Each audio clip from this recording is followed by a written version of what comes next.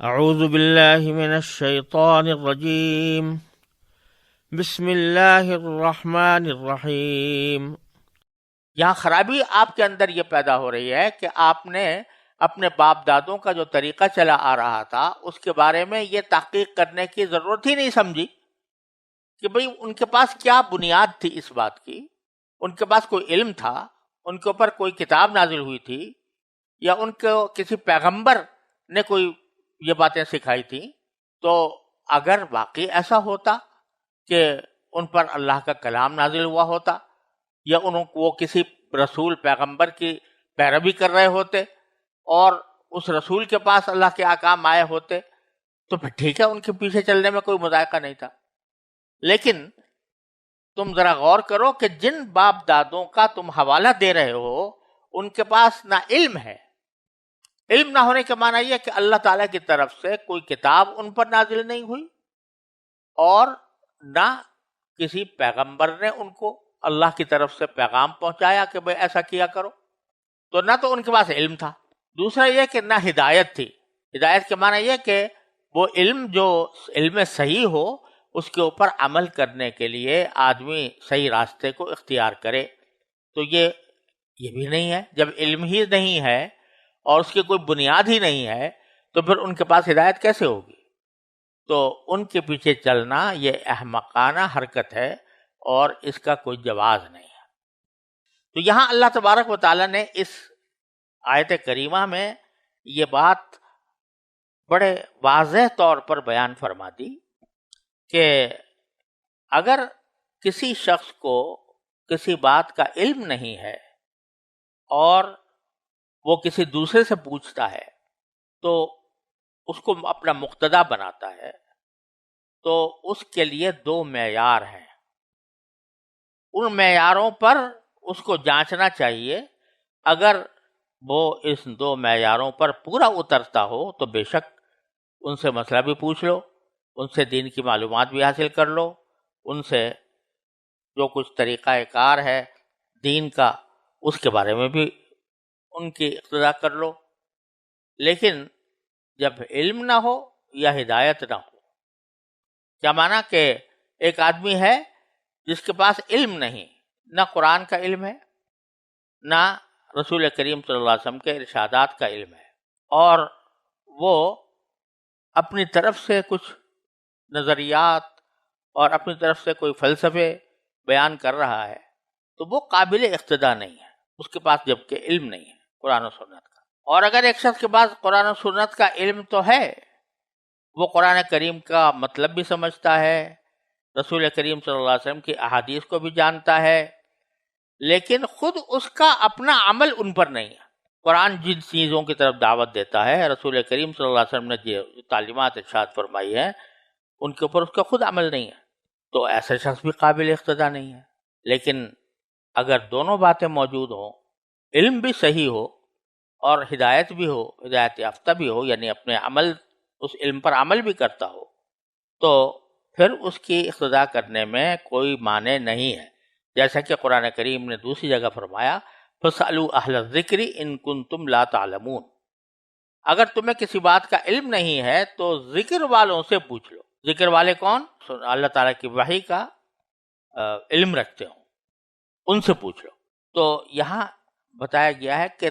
فی نفسہ ہی کسی کو مقتدا مان کر اس کی باتوں کو درست سمجھنا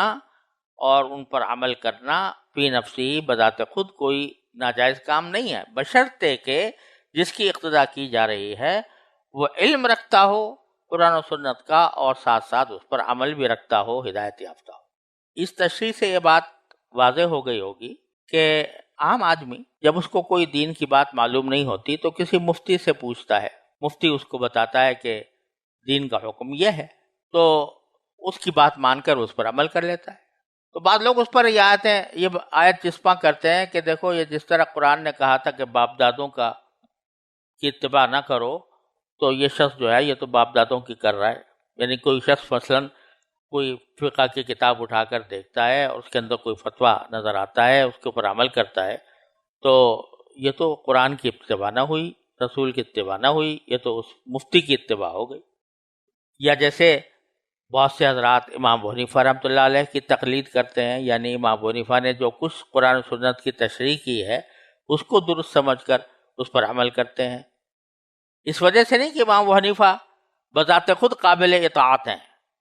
بلکہ اس وجہ سے کہ وہ قرآن و سنت کا صحیح علم رکھتے ہیں، اور صحیح علم رکھنے کی وجہ سے ان کی جو تشریحات ہیں وہ ہمارے لیے خود اپنی ہماری تشریحات کے مقابلے میں قابل ترجیح ہیں۔ اس نقطۂ نظر سے اگر کوئی کسی بڑے کی تقلید کرتا ہے، امام ابو حنیفہ کی، امام شافعی کی، امام مالک کی، امام احمد حنبل کی رحمہ اللہ تعالی، تو اس میں کوئی مضائقہ نہیں ہے اور یہ آیت اس سے کوئی تعلق نہیں رکھتی۔ بہرحال سبق یہ دیا جا رہا ہے کہ بھائی زندگی کے سفر میں انسان کو کسی رہنما کی ضرورت تو ہوتی ہے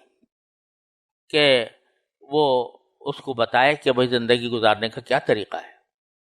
اس لیے اس کی رہنمائی میں کام کرنا یہ بذات خود کوئی عیب نہیں ہے، بلکہ یہ درست کام ہے، بشرطے کہ جس کو رہنما بنایا جا رہا ہے اس کو پہلے جانچ لیا جائے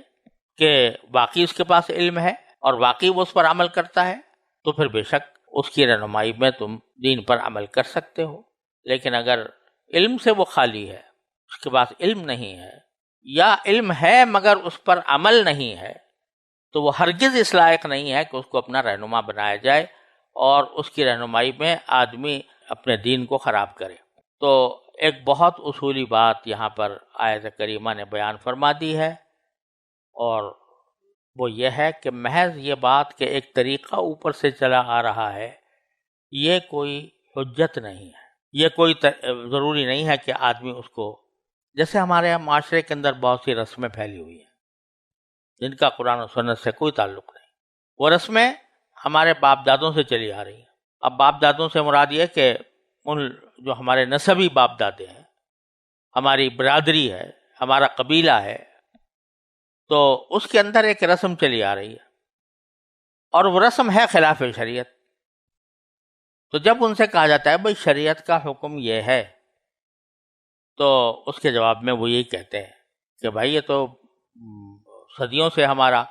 طریقہ چلا آ رہا ہے، ہماری برادری کا یہی طریقہ ہے، ہمارے قبیلے کا یہی طریقہ ہے، ہمارے باپ دادوں نے یہی طریقہ چھوڑا ہے۔ تو یہ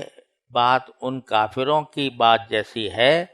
جو یہ کہتے تھے کہ ہم اللہ اور اس کے رسول کے احکام کے مقابلے میں اپنے باپ دادوں کے طریقے کو زیادہ ترجیح دیتے ہیں۔ اور یہی وہ چیز تھی کہ جس کے ذریعے کفار عرب